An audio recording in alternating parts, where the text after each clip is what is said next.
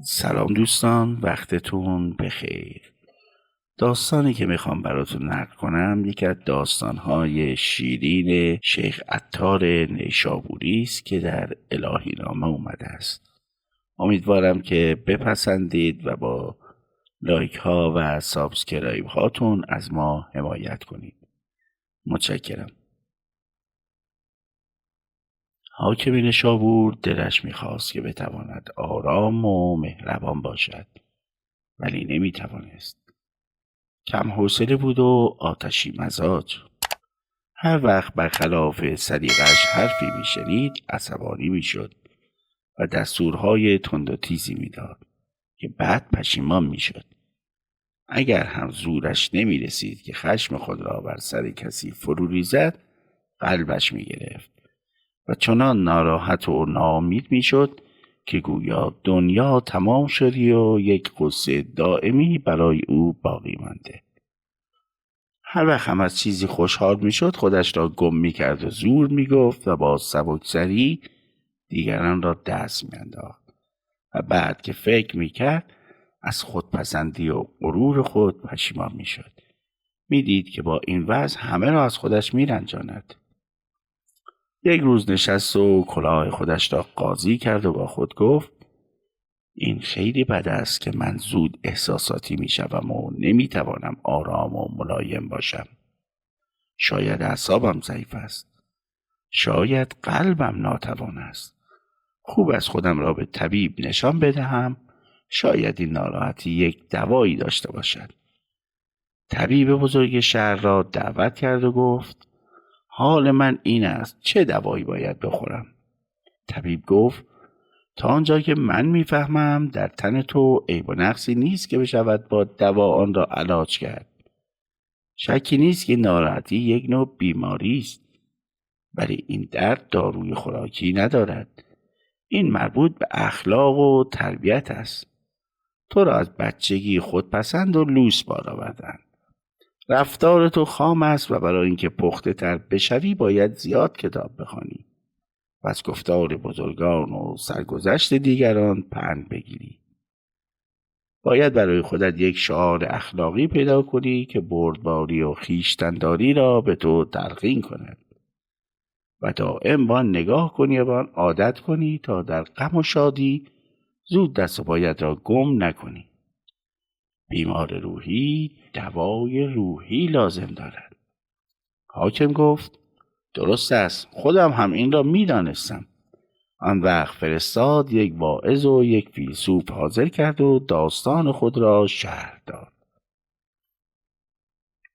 واعظ گفت: دستور اخلاقی زیاد است. یکی از چیزهایی که برای این حال خوب است این است که گاهی به گورستان بروی و بیاد مرگ بیافتی. آن وقت چون از عاقبت کار غافل نباشی و بدانی که قصه ها و خوشحالی ها همیشگی نیست، دلت آرام میگیرد.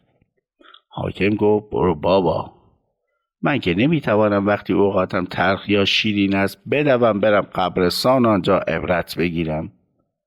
من یک دستور ساده تر میخوام که همیشه همراه هم باشد. فیلسوف گفت: به عقیده من بهتر از چند نفر از دانایان را پیش خود نگه داری و در همه کارها با آنها مشورت کنی و هر دستوری که میخواهی بدهی با موافقت آنها باشد. آن وقت مرد حکیم تو را از افراط و تفرید باز می‌دارد. اگر غصه دار باشی دلجویی می‌کند و اگر مغرور باشی نصیحت می‌کند. حاکم گفت: تو هم برو بابا، اگر قرار باشد من همیشه به دستور حکیم کار کنم چه حاکمی هستم؟ من خودم هم بد و خوب را میشناسم، ولی وقتی عصبانی میشوم یا خیلی خوشحال میشوم همه چیز یادم میرود. من یک حرف خوبی میخواهم که روی نگین انگشترم بنویسم و با آن نگاه کنم تا مرا از تندروی نگه دارد. اگر زیر باران خیس شدم عصبانی نشوم. اگر برخلاف سلیقه‌ام چیزی شنیدم از قصه دق نکنم. اگر کسی به من تهمت بدی زد به فکر خودکشی نیفتم. اگر یک روز از من تعریف کردن ادعا و توقع زیادی پیدا نکنم و خلاصه پندی باشد که در همه جا به کار بیاید و آرام بخش باشد. واعظ و فیلسوف گفتند خوب، پیدا کردن یک عبارت همه کاره مشکل است. سخنان حکیمانی و کلمات قصار و اندرزهای اخلاقی خیلی زیاد است و هر کسی یک چیزهایی می‌داند و هر کدام مناسبتی دارد. برای اینکه زودتر این شعار اخلاقی پیدا شود باید همه علما را در یک انجمن جمع کنی و هر کس هر چه را در کتاب‌ها خوانده است و می‌داند بگوید تا آن چیزی که تو می‌پسندی پیدا شود. حاکم گفت صحیح است، همین کار را می‌کنم. دستور داد نامه‌ها نوشتند و گروهی از دانشمندان و سخنوران را ابساب یا همان انجمن بررسی سخنان آرام بخش دعوت کردند. انجمن تشکیل شد و تا چند روز همه بزرگان گوش تا گوش و سبیل تا سبیل نشستند و هر یکی درباره صبر و بردباری و خویشتن‌داری و اعتدال سخنها گفتند و شعرها خواندند و از کتابها حدیث و آیه نقل کردند. اما حاکم هیچ کدام را نمیپسندید و از آن یک ایراد میگرفت. این هم نیست، آن هم نیست، این مفصل است، آن مزخرف است، این به گوش سنگین است، آن به دل نمیچسبد. روز آخر یک مرد کلاه نمدی که از ده خبری برای حاکم آورده بود موضوع را فهمید و گفت اگر اجازه هست ما هم حرفی بزنیم، ما یک چیزی بلدیم که از همه این حرفها بهتر است. حاکم گفت اگر انجمن اجازه بدهد میتوانی حرفت را بزنی. انجمن یک صدا گفت نه آقا، این چه فرمایشی است که حاکم میفرماید؟ ما همه کتاب‌ها را ورق زدیم، همه سخنان بزرگان را زیر و رو کردیم، هنوز یک حرف مناسب پیدا نشده. حالا بد است که یک مرد عامی بی سواد بیاید در این مجلس نطق کند.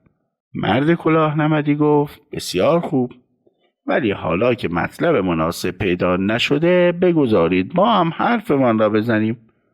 ما که کسی را نمیخوریم. اگر خوب بود انجمن قبول میکند، اگر هم بد بود به ریش ما بخندید و بروید. حاکم گفت بد نمیگوید، بگذارید او هم پیشنهادش را بکند. انجمن گفت مانعی ندارد، حالا که حاکم میخواهد بگوید.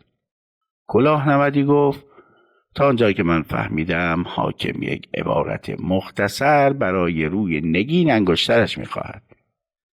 این حرف باید خواننده و شنونده را از ناامید شدن و مغرور شدن نگه دارد. بقیده من این نسخه در 3 کلمه جمع شده که دیگر کوتاه‌تر از آن چیزی پیدا نمی شود. روی نگین انگشتر باید نوشت، این هم بگذرد. با شنیدن این حرف انجمن در قلقل افتاد. بعضی گفتند این شعار تنبلی و بیحالی است. بعضی گفتند این حرف مانع کار و کوشش و چاره‌جویی است. بعضی گفتند این حرفا مال عهد بوق است و به درد امروز نمیخورد. دیگران هم گفتند مهمل است، بیفایده است، کهنه است، چرند است. حاکم گفت من به سهم خودم این پند کلاه نمدی را بد نمیدانم. از همه مختصرتر است و آرام بخش هم هست. وقتی من یادم بیاید که همیشه احوال یکسان نمیماند و قصه های و شادی های ناگهانی هم میگذرد، دلم آرام می شود و فرصت پیدا می کنم که فکر کنم و بیش از اندازه ناامید یا مغرور نشوم. ولی دلم می خواهد انجمن همین حرف را تصویب کند. اما انجمن حاضر نشد پند کلاه نمدی را قبول کند. اعضای انجمن هر کدام یک نگاه غضبناک به مرد کلاه نمدی انداختند و پراکنده شدند. آن وقت حاکم گفت تا چیزی پیدا نشده کاچی به از هیچ چیز. جواهرساز را طلب کرد و گفت روی نگین انگشترش با قلم الماس بنویسد که این هم بگذرد. این قصه را شیخ عطار در الهی نامه در 15 بیت نظم کرده که بیت اولش این است: جهان را پادشاهی پاک دین بود، که ملک عالمش زیر نگین بود. دوستان وقتتون بخیر و خدا نگهدار.